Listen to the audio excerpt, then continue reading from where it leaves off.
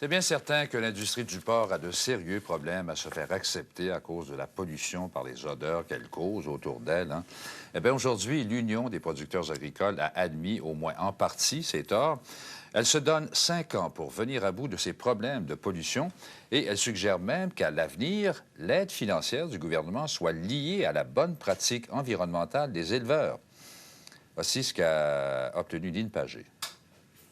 Nous parlons d'environnement. Réunion au sommet pour une industrie, celle du porc, qui a connu une bonne croissance depuis 7 ans et qui est maintenant contestée de toutes parts. Oui, les producteurs de porc vivent depuis quelques mois une tension, j'oserais dire, épouvantable de la part d'à peu près l'ensemble des citoyens du Québec. L'industrie porcine a donc décidé de réagir.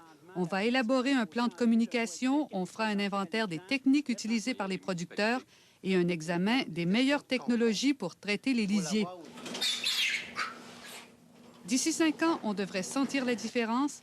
Et puis, changement de ton, l'Union des producteurs agricoles va même jusqu'à suggérer que l'aide financière du gouvernement soit versée aux producteurs qui ont de bonnes pratiques environnementales. C'est un exercice de réflexion, de partage de cet objectif-là avec l'ensemble de nos producteurs et productrices. C'est pas évident demain matin. Mais je pense que l'UPA ne peut pas faire autrement que de s'engager dans cette voie-là. Il faut dire que déjà, dans son dernier rapport, le vérificateur général du Québec concluait que le gouvernement encourageait par le versement d'une aide financière importante le développement d'exploitations agricoles qui ne se soucient pas de l'environnement. Selon l'UPA, 25 à 30 des producteurs de porc ont déjà de bonnes pratiques. Il faudra convaincre les autres. L'autre 25 à aller chercher ne sont pas trop durs.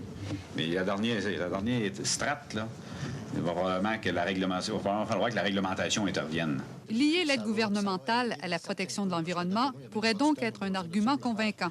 Mais ceux qui sont plus hésitants ou qui prennent plus de temps, mais je pense que c'est un moyen incitatif. L'industrie porcine adopte donc ce plan d'action de 5 ans, car elle est maintenant convaincue que si elle ne change pas ses méthodes et son image auprès du grand public, elle ne peut prospérer au Québec.